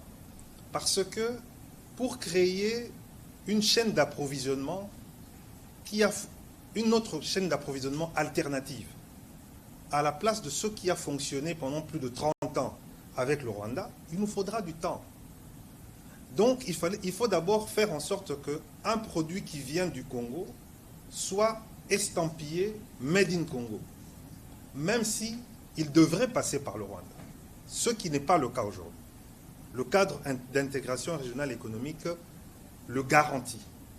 Deuxième chose, on garantit à chaque pays de pouvoir développer lui-même ses propres industries minières, de pouvoir transformer chez lui. C'est garanti. Et on dit ceci, si les deux pays trouvent des zones ou bien des terrains d'entente pour des développements communs, ils peuvent le faire. On ne dit pas qu'ils doivent mutuellement travailler mutuellement, non. Ce n'est pas une obligation, c'est écrit noir sur blanc. s'ils ont ils trouvent des opportunités de développement commun, ils peuvent le faire. On ne peut pas le refuser. Puisque, encore une fois, avant 1945, entre 40 et 45, vous ne pouviez pas dire aux Allemands et aux Français qu'ils pouvaient faire des projets communs. Après, ils ont fait tout ce qu'ils ont fait ensemble jusqu'à faire l'euro. Donc, on ne peut pas préempter de ce qui va arriver dans l'avenir. Mais il faut le construire aujourd'hui. Et donc, c'est pour cela qu'on protège ce cadre de travail, mais en affirmant notre souveraineté sous on va dire, l'umbrella des États-Unis. Deuxième chose, pourquoi on insère l'Obito dedans? D'ailleurs, ça ne venait pas de nous, je dois vous dire ça, c'était un souhait des États-Unis. Pourquoi? Parce que les voies d'évacuation naturelles des produits qui iraient par le Rwanda, c'est par où? C'est l'océan Indien. Et l'océan Indien, c'est où? C'est la Chine. Donc, il fallait faire en sorte que dans l'intérêt des Américains, qui sont les parrains de ce cadre d'intégration régionale économique, qu'on puisse avoir la possibilité de pouvoir développer une chaîne d'approvisionnement qui passe par l'Ouest. Parce qu'on ne sait jamais, les terres rares, c'est le Maniema. Et il y a un projet de route, ou même de chemin de fer, qui quitterait le Katanga, qui remonterait jusqu'au Maniema. Et il y a un projet de route qui descendrait par de Bukavu, Uvira, Kalemi, pour descendre aussi vers le Katanga et rejoindre le corridor de l'Obito. Donc c'est inverser la tendance, faire en sorte que le Kivu, qui est quand même riche en richesse, ne soit pas tourné vers l'Est, mais aussi vers l'Ouest. Donc vous comprenez la logique, mais je le redis encore. Tout ceci ne pourra fonctionner qu'avec notre sérieux. C'est quand nous allons nous montrer des partenaires sérieux. Et moi, je le dis vraiment sans langue de bois. Ils ont expérimenté pendant 30 ans une coopération sur nos matières premières avec le Rwanda. Ça a fonctionné. Vos iPhones ici, vos Samsung, le coltan vient de chez nous, ça passe par le Rwanda, mais ça approvisionne les usines qui produisent les téléphones portables qui sont vendus au monde entier, y compris à nous les Congolais. Donc si nous voulons entrer dans un partenariat stratégique sérieux avec les Américains, il faudrait qu'on se montre sérieux nous-mêmes et que nous puissions, comme on dit ici, we need to deliver. Nous devons montrer que nous sommes capables de pouvoir approvisionner les chaînes, approvisionner de manière optimale, les approvisionner de manière optimale en matières premières stratégiques dont ils ont besoin pour leur économie. Maintenant, je veux revenir à ce que vous avez dit par rapport... Le sérieux, c'est ce que nous mettons avec le président. Est-ce qu'on va venir puiser? Je crois que le VPM a répondu de manière... mais non, ça sera, comme dit le président, du win-win. C'est-à-dire que vous venez avec votre entreprise, vous avez un gisement et vous allez respecter le code minier et vous allez faire des joint ventures, quitte à le faire avec Gécamine ou avec Sakima, ou avec... Ça va vraiment fonctionner de manière... Et ça sera tout à fait transparent. Et vous savez, la transparence, c'est d'abord quelque chose qui est lié à l'éthique des affaires au niveau des États-Unis. Tout va être publié. Vous avez vu tout ce que nous avons signé. Puisque ça a été signé aujourd'hui, il y a une obligation légale. Avant 17 heures, tout était rendu public. Donc, tout va être transparent. Et je voudrais finir par autre chose. Dans le cadre d'intégration régionale économique avec le Rwanda, vous savez qu'il y a les normes de l'ITIE, dont ils n'étaient pas... ils n'ont jamais voulu... Voilà, ils n'ont jamais voulu accepter l'ITIE. Mais dans le cadre de ces négociations, nous les avons obligés. Pourquoi? Parce que avec la signature de se conformer à l'ITIE, ils doivent faire un effort supplémentaire de traçabilité qu'ils ne faisaient pas. Vous savez qu'ils prenaient les matières premières en RDC, ça arrivait au Rwanda et ça entrait dans du packaging et c'était estampillé. Alors que maintenant, avec le processus de l'ITIE, cette pratique va devenir de plus en plus difficile. On doit savoir de quel trou ça sort. Voilà, exactement. Voilà, merci. On va terminer. On va prendre les 3 dernières questions, s'il vous plaît. Monsieur Kalanji, Monsieur Moubenga, avant c'est Gardigana. Allez-y. Venez, s'il vous plaît. Vous poserez les 3 questions en série. On va terminer par vous, s'il vous plaît. Allez-y, Gardigana, s'il vous plaît. Allez-y. La question, je veux poser 2 questions très directes. D'abord au VPM. VPM, prière de noter, nous répondrons à une série pour terminer. C'est une question de précision VPM. Tout à l'heure, vous avez semblé dire que l'accord stratégique est tributaire des résultats dans la dynamique de paix. Mais une question de précision, quelle est la nature que vous donnerez à l'accord signé le 27 juillet dernier 2025 avec Cobod Metal, qui est une société américaine, et dont dans la communication on a articulé la signature de cet accord comme étant le prérequis de cet accord stratégique. Mais aussi dans la même question, est-ce intéressant de commencer une telle approche stratégique avec un espace qui fait l'objet d'un litige avec AVZ, l'ancien exploitant?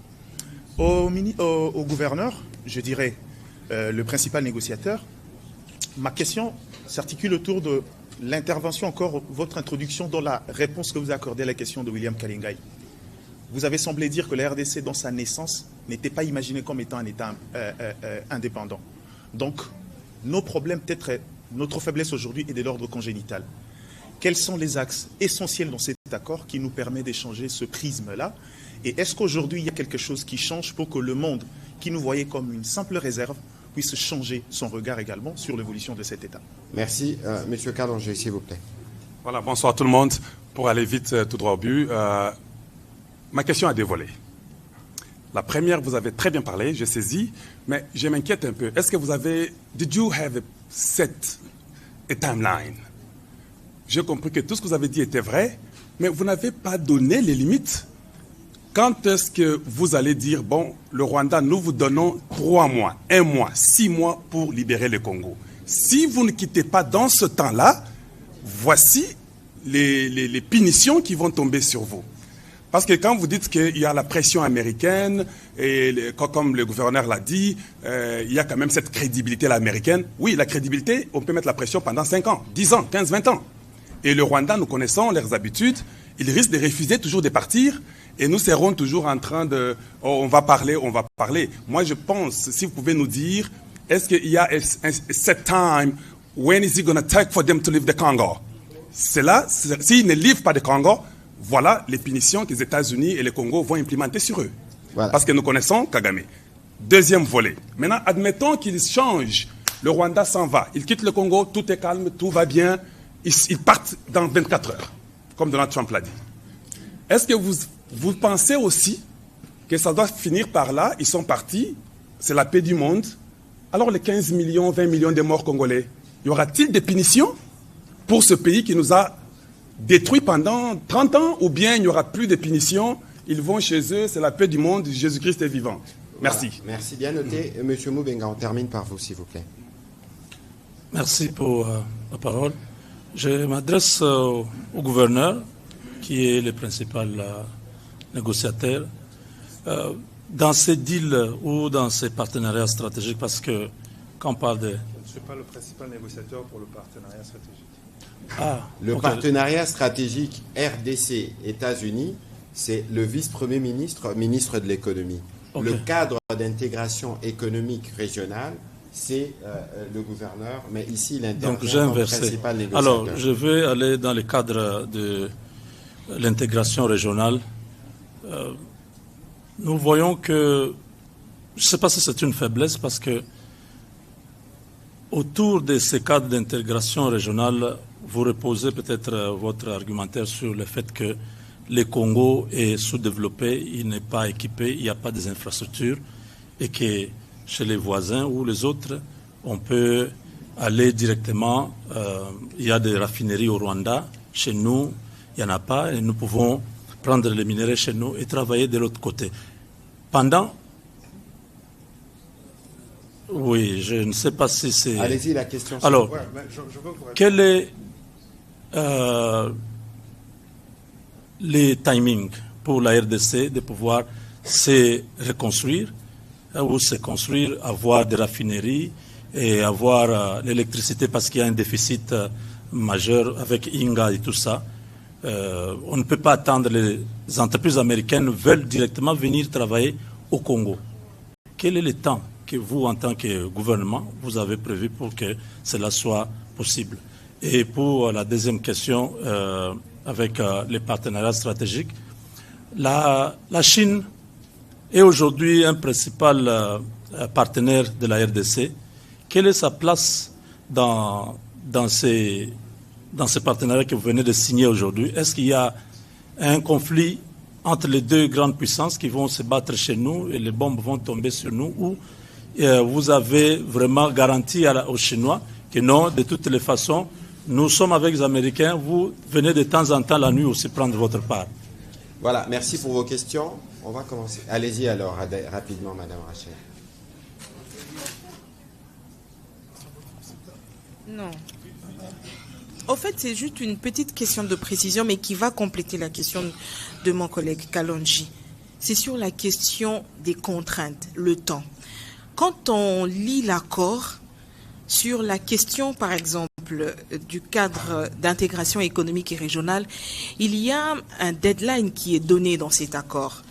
Après 3 mois après l'entrée en vigueur du présent accord, le cadre d'intégration économique régionale en plusieurs étapes sera défini dans un accord distinct. Vous avez l'accord, Monsieur le ministre. Il y a un délai qui est donné. Dans le cadre du mécanisme conjoint de coordination de sécurité, là aussi, il y a un délai qui est donné, 30 jours à compter de l'entrée en vigueur du présent accord. Mais sur la question du désengagement, qui est une question fondamentale et sur laquelle le peuple congolais s'attend à ce que la solution puisse arriver de le retour de la paix définitive, et principalement les populations de l'Est, il n'y a aucune date qui est avancée. Là, il est simplement dit que d'une manière séquencée et coordonnée avec le désengagement des forces, et comme les disposeront d'autres accords à venir, les partis appuient le désengagement, le désarmement et intégration des groupes armés non étatiques. Ça, c'est sur la question du désengagement. Ce qui veut dire qu'il n'y a aucune contrainte de date. Ouais, c'était juste une question de précision. Et c'est ça qui met en cause la question de... Voilà. Parce que votre question recoupe à celle posée tout à l'heure, je pense, par M. Peter Tsani. Monsieur le vice-premier ministre, la Chine, qui est dans un challenge mondial avec les États-Unis, on va commencer par vous et le gouverneur va prendre les volets des questions qui le concernent et je terminerai par la question de M. Kalonji et de Mme Rachel. Allez-y, s'il vous plaît. Je pense que nous n'avons pas signé un accord pour remplacer un partenaire par un autre. La position de la République démocratique du Congo, c'est que nous avons intérêt à diversifier nos partenariats. Nous avons un cadre de coopération entre la République démocratique du Congo et la Chine qui est en vigueur, qui permet aujourd'hui d'ailleurs de financer un certain nombre de projets d'infrastructures qui sont en cours.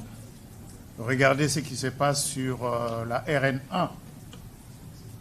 Les travaux sur la RN1 avancent bien. Les travaux sur les 2 rocades à Kinshasa avancent. C'est des financements du programme sino-congolais. Parlons justement des ressources minières. Qu'est-ce que nous avons, disons, entre 2000 et 2025, c'est-à-dire sur les 25 dernières années, qu'est-ce que nous avons réalisé comme découverture pour savoir s'il n'y a pas encore une mine d'une certaine importance ici ou là? Pas grand-chose. Donc, ne considérons pas qu'il y a un potentiel limité et que sur ce potentiel limité, nous allons nous mettre au milieu de 2 géants qui vont se battre en nous piétinant. La collaboration avec la Chine, elle se poursuit dans un certain nombre de domaines. Le président de la République a pris part aux travaux du FOCAC, du Forum de coopération entre la Chine et l'Afrique. Moi-même, il y a quelques semaines, il y a quelques jours, je pense, j'ai pris part à un forum de coopération, de coopération économique entre la Chine et l'Afrique. Donc, ça, c'est un cadre qui existe. Et regardez ce que nous avons mis dans ce texte. Et là, je peux répondre à une question qui a été posée au sujet de Cobalt et des autres entreprises. L'accord n'a pas été fait pour une entreprise ou pour un projet particulier. Il est fait, c'est un cadre général qui a, entre autres choses, pour objectif, et je voudrais le répéter encore, entre autres choses pour objectif, dans le domaine économique et commercial, d'ouvrir un peu plus l'espace de la RDC aux investisseurs américains, pas seulement aux investisseurs américains, parce que l'accord parle également d'entités alignées, c'est-à-dire des investisseurs qui sont en bon terme avec les États-Unis d'Amérique et qui peuvent donc venir, qui sont éligibles autant que les entreprises américaines à ce qui est prévu. Mais l'accord va au-delà du commerce et de l'économie. L'accord parle également de coopération dans le domaine technologique, dans le domaine de la science, dans le domaine de l'éducation, tout comme l'accord parle des aspects de sécurité et de défense qui sont prévus dans un document à part qui a été signé, comme on l'a rappelé également ici. Et justement, cette question de Cobalt, je sais, voilà, avec AVZ et ainsi de suite, l'un des objectifs recherchés dans cet accord, c'est aussi de rendre l'environnement d'affaires de la RDC un peu plus lisible, un peu plus prévisible pour les investisseurs. Et à cet effet, l'accord a prévu que, plutôt que de créer des incitations dans l'accord, les incitations aux investisseurs sont prévues dans une loi. Et nous allons utiliser une loi existante, la loi 13005 de janvier 2014. Pour la petite histoire, c'est une loi qui avait été promulguée pour donner une assise légale au programme sino-congolais. Parce que c'est une loi qui fixe les facilités douanières, fiscales, parafiscales et de change pour les entreprises ayant conclu un accord de coopération avec la République démocratique du Congo. Donc, avec nos partenaires américains, on a convenu que c'est cette même loi qui va subir des amendements pour lui donner un caractère beaucoup plus global et prévoir dans cette loi des dispositions qui vont rassurer davantage les investisseurs. Je vous donne un simple exemple. Nous avons la loi sur la TVA qui prévoit que pour les miniers, la TVA remboursable doit être remboursée dans les 30 jours. En réalité, monsieur le gouverneur de la Banque centrale sait que nous traînons une enveloppe assez consistante de TVA devant être remboursée, mais qui n'est pas remboursée dans le délai, et cela met à mal la trésorerie de ces entreprises. Donc nous allons essayer de prendre en compte ces remarques, ces observations qui sont faites par nos partenaires pour amender la loi, de manière à ce que cette loi, de la même manière que le Code minier dispose d'un cadre unique qui rassure, qui stabilise le climat d'affaires au profit des entreprises qui investissent en République démocratique du Congo. Donc nous voulons offrir, mais il est évident, parce que c'est une loi, on ne va pas dire que c'est une loi qui est faite pour les entreprises américaines, c'est une loi qui sera faite pour toutes les autres entreprises qui veulent investir en République démocratique du Congo. Alors, monsieur le gouverneur, rapidement, pour ce qui vous concerne. Ok, je voulais juste faire une petite... rajouter quelque chose sur Cobalt Metals. Parce que Cobalt Metals faisait partie des... on va dire des éléments de jugement que le gouvernement américain voulait tester par rapport à notre volonté d'aller dans ce partenariat stratégique avec eux. Je vous le dévoile aujourd'hui. Et nous avons trouvé une astuce. Nous avons dit, nous sommes en litige. La République démocratique du Congo est en litige avec AVZ en arbitrage quelque part. Ce que nous on fait, c'est que si vous nous garantissez que vous allez régler ce litige entre Cobalt et AVZ, nous vous donnons l'accès au lithium. Et ça marchait. Ça veut dire que nous nous sommes retrouvés ici aux États-Unis, Cobalt, AVZ et les autorités américaines, et nous avons fait la proposition de la sortie de crise sur le lithium de Manono avec AVZ. Et ça a été accepté comme tel, et c'est comme ça que Cobalt, au fait, a signé ce partenariat qui lui donnait accès au lithium dans la partie sud de Manono, et continue, au fait, des discussions qui ne concernent plus la République démocratique du Congo avec AVZ. Donc c'était, comme on dit, un proof of concept. On a montré que nous étions sérieux dans ce domaine, et ça fait que les choses ont pu s'accélérer. Je voulais juste faire ce petit commentaire parce que c'est des choses que parfois les gens ne voient pas, mais c'est comme ça que les choses se sont passées. Alors vous avez parlé de l'État indépendant du Congo. Justement, c'est un anachronisme parce que indépendant, nous ne l'étions pas, mais c'était plutôt indépendant pour les autres. Et c'est ce que je disais. Pendant toutes ces années, à chaque fois que, à la faveur d'une révolution industrielle, le monde marchand, je n'aime pas appeler ça le monde capitaliste, puisque les Chinois ne le sont pas, mais ils font partie du monde marchand, a eu besoin de nos matières premières, ils se sont passés de nous. Ils sont venus, ils ont puisé, ils sont partis. Et le dernier cas en date, c'est en 1996. Ils sont venus, ils ont puisé, ils sont partis. Et ça a duré comme ça 30 ans. Et on nous a dit que non, vous avez des problèmes politiques, hein, qu'il faut vous rassembler, c'est un problème congolo-congolais. On nous a dit que c'était un problème d'intégration d'une communauté. On nous a dit... Mais la réalité, ce n'était pas ça. La réalité, c'est l'accès à nos ressources.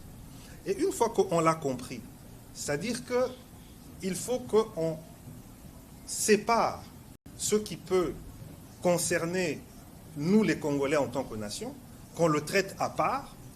Et c'est ça que le président de la République fait maintenant. Il dit, les problèmes politiques, ça peut exister.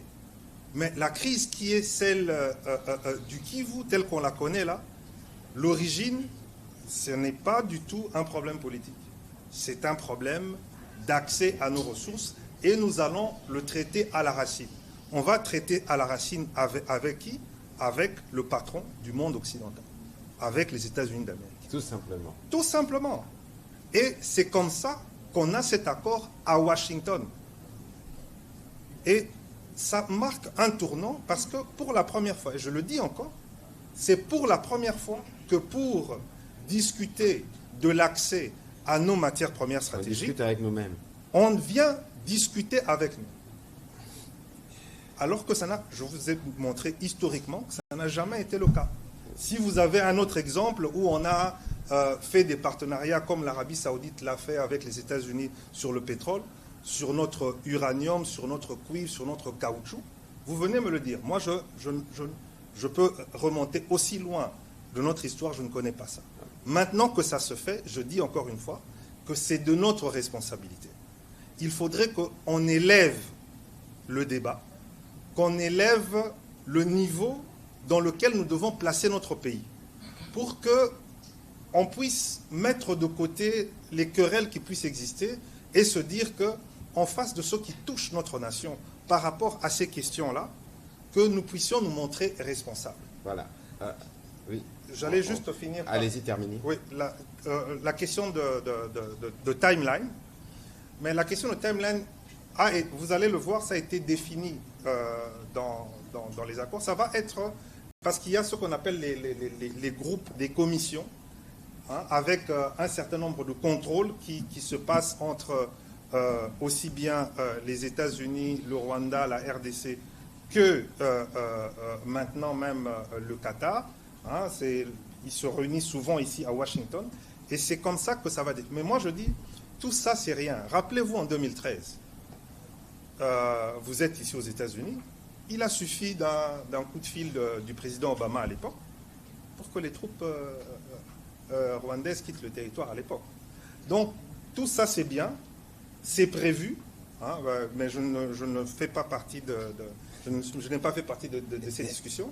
Mais ça existe et ça fait partie d'un processus qui est défini avec des acteurs qui sont définis. Maintenant, la justice, le président a toujours été clair là-dessus. Il a encore rappelé la dernière fois, quand il était en Serbie, et c'est même écrit dans l'accord de paix du 27 juin, que ceux qui ont commis des crimes vont être jugés. Donc la justice, elle fera son chemin. Vous savez ce ne sont pas les premiers crimes de guerre qu'il y a eu. La justice, même si elle prend son temps, mais elle va arriver, et à partir du moment où nous savons, et je comprends que les compatriotes, nos compatriotes, et nous-mêmes, nous avons ça dans notre esprit, nous savons que nous devons juger ceux qui ont commis des crimes de guerre, des crimes contre l'humanité, des génocides chez nous, en République démocratique du Congo. Dernière chose, c'était la question de M. Moubenga. C'était par rapport à est-ce que l'exploitation de nos ressources, puisque nous n'avons pas les infrastructures, si ça va continuer à se faire au Rwanda, quand est-ce que nous allons le faire? Mais c'est pour cela que, d'abord, je voulais revenir à cette question de minerais et la réaffirmation de nos lois, notamment le code minier. Vous savez que le code minier interdit l'exportation des matières premières brutes. C'est déjà ça le fait qu'on fasse reconnaître dans ce cadre d'intégration régionale économique que la RDC a le droit de respecter ses lois et notamment son code minier. Donc c'est-à-dire qu'on ne peut pas, on ne pourra plus, dans le cadre dans ce cadre d'intégration régionale économique, de pouvoir exporter vers le Rwanda les matières premières brutes pour transformation. Il faut un minimum de transformation localement. Deuxième chose, on réaffirme le monopole dans ce cadre d'intégration régionale économique de l'EGC, puisque c'est l'entreprise générale du cobalt et on a élargi le champ des matières premières concernées par l'EGC. Donc ça veut dire que pour pouvoir l'exporter, il faut passer par l'entreprise nationale qui est responsable de ces matières premières artisanales. Et ensuite, nous avons aussi la RECOMS, qui est l'autorité des régulations. Donc, on a tout un arsenal juridique que nous avons mis en avant dans cet accord pour protéger nos intérêts. Vous aurez le temps de dans le lire cet accord, et le découvrir. Évidemment, on reconnaît la législation. S'il vous plaît, M. Moubenga, s'il vous plaît. S'il vous plaît, s'il vous plaît, s'il vous plaît, s'il vous plaît. Nous sommes en train, ce n'est pas un échange. Vous avez posé vos questions. Il prend le temps de vous répondre. S'il y a d'autres préoccupations, il peut continuer parce que c'est une conversation qui ne va pas se terminer. Nous avons pris beaucoup de temps parce que les matières étaient énormes, par souci de transparence, pour éviter des zones d'ombre. Ceci dit, on ne va pas épuiser tous les sujets. Donc, je souhaite que vous puissiez garder vos questions pour les discussions qui s'étaient même en aparté. Hein, même en aparté. Bon, j'ai vu qu'il y a M. Katouda qui voulait poser des questions aussi. Mais je crois que les questions qu'il a soulevées sur les mémorandums sur la sécurité ou encore sur l'accord de partenariat stratégique ont déjà plus ou moins trouvé les réponses par le vice-premier ministre. On pourra continuer dans le couloir. Mais ici, parce que nous devons terminer, je dois rappeler, comme M. Kalonji posait la question tout à l'heure, quelqu'un me disait, en définissant la stratégie diplomatique du président Trump, que c'est la paix par la force. Alors, je ne voudrais pas aller, je n'étais pas évidemment dans les réunions de ce matin, mais vous avez vu que lorsqu'il répondait à cette question, il a donné des nombres de jours. Madame Rachel est revenue sur l'accord. Évidemment, comme je l'ai mentionné tout à l'heure en paraphrasant le secrétaire d'État Rubio, une chose est de signer, mais une autre est de l'implémenter sur le terrain parce que, avant qu'on ne fasse quoi que ce soit, il faut un cessez-le-feu. Un cessez-le-feu, il faut un mécanisme qui permette de vérifier ces cessez-le-feu. Pour ce qui nous concerne, il faut les retraits. Il faut mettre en place des dispositifs qui permettent de vérifier le retrait. L'accord a déjà été signé. Il y a des réunions qui se font dans le cadre du mécanisme de coordination des sécurités, c'est dans l'accord. Il y a des réunions qui se tiennent dans le cadre du comité conjoint de surveillance. C'est que le secrétaire d'État Rubio a dit, je l'ai paraphrasé, c'est qu'aujourd'hui, il y a un engagement au niveau des chefs d'État. Et donc, lorsque le président américain dit que dans 3 jours, vous allez voir du changement, il parle le monde entier. Il y avait d'autres chefs d'État invités spécialement sur les sujets. Il y a des services, nous attendons de voir les conséquences sur le terrain. Ici, ce qu'il faut savoir, et c'est l'essence de cet exercice, que nous sommes venus dans un processus totalement transparent. Et d'ailleurs, toutes les signatures qui se sont faites aujourd'hui, le président de l'Assemblée nationale, accompagné des élus nationaux, ont participé, parce que nous avons une dimension parlementaire qui suivra. Ici, le souci principal, c'est de vous montrer que nos lignes rouges, en ce qui concerne l'intégrité territoriale de la RDC, ont été tenues. En ce qui concerne la souveraineté sino-minerais, ont été tenues. En ce qui concerne, évidemment, le rapport 50-50 que nous devons avoir avec les gouvernements américains, ont été tenus. Que les Congolais qui nous suivent à Kinshasa et partout dans le monde, en commençant ici par les États-Unis, notent que nous sommes venus ici sur un temps de gravité. Je pense que vous avez vu plus ou moins quelqu'un parler de body language ici, du président de la République. Nous serons pleinement satisfaits le jour où nos populations dans les partis qui sont sous occupation recouvreront la paix. C'est la quête dans laquelle nous sommes. Nous avons franchi des pas importants pour ces jours historiques. On parle d'un conflit des 30 ans, mais aujourd'hui, nous pensons que nous sommes à la porte qui va nous amener vers le règlement définitif pour aller vers le développement. C'est ici les lieux de saluer la médiation américaine, l'implication du président Trump, parce que lui-même a pris le dossier à bras-le-corps. Et nous pensons que tout ce qui a été dit ici, monsieur le vice-premier ministre, va devenir réalité. Je ne vous donne pas des mots de la fin parce que vous avez déjà tout dit, sauf s'il y a un petit commentaire particulier.